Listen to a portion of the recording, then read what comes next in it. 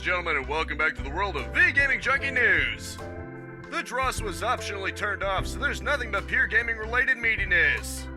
It is 100% all about the electronic good stuff as we dive deep in all that's new in the various interactive virtual worlds.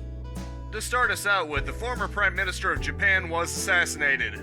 As tragic as that is, the reason this relates to video games is that a French politician named Damien falsely took a 4chan joke relating to it seriously. He actually identified Hideo Kojima as the killer, obviously falsely because it was just a joke about similar appearances. I know that a lot of big publications are dubious at best with their accuracy of claims, but that doesn't mean that you should just suck up any internet joke as fact without actually looking into it. It's actually serious enough that Kojima's studio has considered the possibility of taking legal action over it.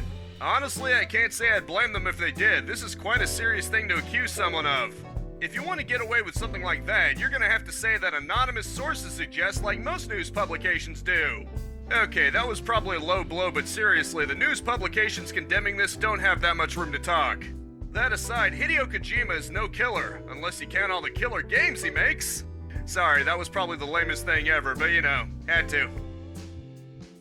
In other news, Ubisoft denies the whole game access shutdown scandal. This all started when Ubisoft announced that the online services of multiple games would be shutting down. The problem is that Anno 2070, Assassin's Creed Liberation HD, Silent Hunter 5 Battle of the Atlantic, and Space Junkies had notices that they wouldn't be accessible at all. In addition, Assassin's Creed Brotherhood, Far Cry 3, Prince of Persia: The Forgotten Sands, and Splinter Cell Blacklist stated that DLCs would also be unavailable. That's all as of September 1st of this year, by the way. Their communications manager, Jessica, insists that current owners will still be able to access, play, and re-download the games. Given how clearly it said not accessible, I'd guess that this is damage control. Obviously, I have no way of proving that, so take that with a grain of salt, it's just my hunch. However, DLCs will still be affected. In other words, if you paid for DLCs, you still don't get to keep access to those. So even with their damage control, they still admitted you'll still be losing access to content that you paid for. Gee, thanks Ubisoft for at least letting people keep access to the base game that they paid for. How incredibly kind of you. And so apparently Dead or Alive 7 was once in development. At least according to a developer, but it was subsequently cancelled. Hiroaki states that a small team was focused on the development of 7 following 6's launch. However, a key member of the creative team retired and it was cancelled. Strangely though, Hiroaki's Twitter account was made private after this. Perhaps the higher-ups didn't appreciate revealing that information. Or maybe it was all just a big coincidence, but I'd wager it was the former if I was the betting kind of guy. What is clear, however, is that for the time being, no Dead or Alive 7. I never really played that much of the series myself, except a bit of the 3DS game because I was curious to try out the Ridley Other M stage, but that was about it. Who knows though, maybe the series will get a 7th entry eventually. With the current industry's habit of squeezing old cash cows dry, it's only a matter of time really, but does that mean it's actually gonna be good? We'll just have to wait and see. And so Final Fantasy XVI apparently ditched turn-based fights so it could appeal to the young people. The producer of Final Fantasy, Yoshida, stated in an interview that the decision to turn away from turn-based RPG mechanics is he didn't think younger audiences were interested in that. To be honest, I think the notion is a little bit silly. For my first tiny little insignificant reason, it's only the huge juggernaut that is the Pokemon franchise. It's still turn-based, at least in its core games, and it's still a hit with those whippersnappers nowadays. Not only that, but you could probably find a way to make it optional. That's basically what the Fallout games already do with the VAT system. Could just do something like that, press a button and it's turn-based. It should be simple. Obviously, if you attacked, you should have to wait a turn for your enemy to attack back before you can opt out of it.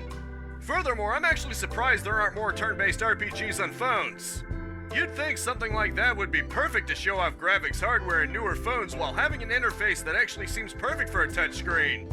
Again, if you want the perfect example of that, just check out Pokemon, at least on the 3DS. Point is, I don't think turn-based RPGs should be given up on by Square Enix just yet. After all, if you want an action, real-time beat-em-up RPG with Final Fantasy in it, Kingdom Hearts fills that niche just fine. And as a handy bonus, it's also full of wacky Disney characters and now Disney rides with those ultimate moves. And so it would seem an early build of Skate 4 was leaked online. Please note that I do not in any way endorse leaking builds of games. With that out of the way, let's see what's inside this leaked build. According to this article here, the leaked build contains an area called Fun City that supported up to 60 players. That city's nice and big to accommodate it. There are bus stops for fast travel, and there's a private training ground park, and it has assorted customizations too. There's also a theater mode complete with video editing tools. However, there's also an in-game currency, so being an EA game, you can probably expect microtransactions pouring out of every crevice. Obviously, this wasn't meant to be released, so it's pretty unfinished. Mostly, it just seems very untextured. And obviously, you're taking a risk if you go looking for it because viruses and all that. That being said, I can't stop you from looking if you really want to, but you can always just sign up for the playtest and cross your fingers that you get selected. Either way, hopefully it turns out good and the in-game purchases aren't too crazy. With the Tony Hawk series on very shaky ground, it's pretty cool to see this being made at all, I'll admit. So, have you ever wanted a demake of a remake? If so, then you're in luck, because a developer named Lambda Team is working on a project called Black Mesa Classic. Basically, the idea is to take all the improvements made in Black Mesa over here made possible the Source engine and cram them straight into Gold Source. AKA that engine that was used to make the original Half-Life, so not anywhere near as advanced. The project started in 2019, but is currently being reported on, and if I'm being honest, I didn't know about it until now. Sadly though, there's a possibility that progress could grind to a halt due to a lack of developers. I hope that doesn't happen because I think it's a very interesting effort. Much like with D4D, it shows what it might have looked like if they had modern design and classic tech limitations. I'll definitely be trying out the demo as soon as I have an opening for it, and I wish the dev team all the best of luck with this project. So censorship has always sort of been a touchy subject in video games. From the old days of Nintendo forcing third-party censoring like violence and religion to Sony now censoring primarily anime-styled games today, it's always been around. In my opinion though, Bayonetta 3 is doing things the right way. The first two Bayonetta games have a liberal amount of nudity, especially when the main character uses her hair powers since her clothes are made from her hair. Instead of just forcefully removing the nudity altogether, Platinum Games is simply giving the player the option to disable it, humorously referred to as Naive Angel Mode. That means if you want Bayonetta to be exposing some skin, you still have that option, and people who'd rather have it off now have the option too. It's sorta like the good old days, like Duke 3D having a parental control that disabled blood, swears, strippers, etc. If you'd rather play the game with a more modest Bayonetta, you now have that option, but don't force it on people who still want the raunchier stuff to be in there. If you ask me, giving the player choices is always the right way to go about things. And so a mad lad actually modded his own car with Wii accessories. No, I don't mean he modded a car on a Wii game and used the accessories to control that. I mean his actual in real life car he slapped Wii accessories into. The gear stick is a nunchuck, the steering wheel is a Mario Kart steering wheel, the floor mats are Wii Fit yoga mats, the emergency brake is a Wii baseball bat, and the radio will be a Wii console apparently.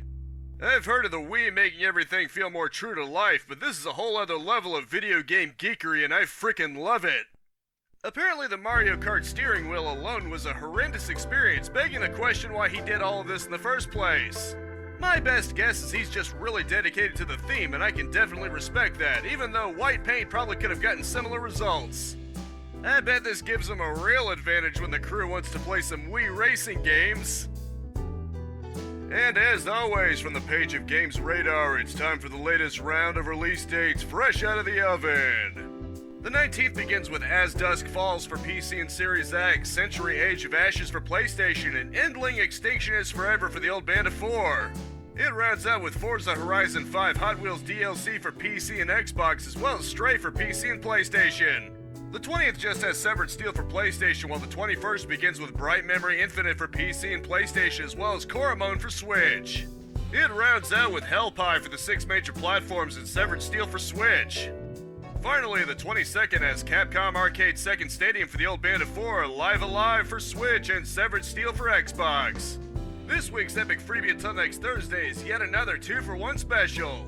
You've got Idle Champions The Forgotten Realms, a D&D strategy game, and Wonder Boy The Dragon's Trap, a hand-drawn action-adventure platformer.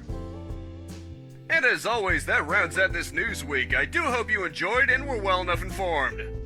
As always, I Let's Play every single day, 10 a.m. and 2 p.m, live stream Mondays and Thursdays unless otherwise specified at 4:30 p.m, and I now do news videos every week, Friday at 6 p.m. And of course, that's all in Eastern Standard Time. If you're a real junkie for video games like I am, then feel free to hit that subscribe and bell icon to get your next fix.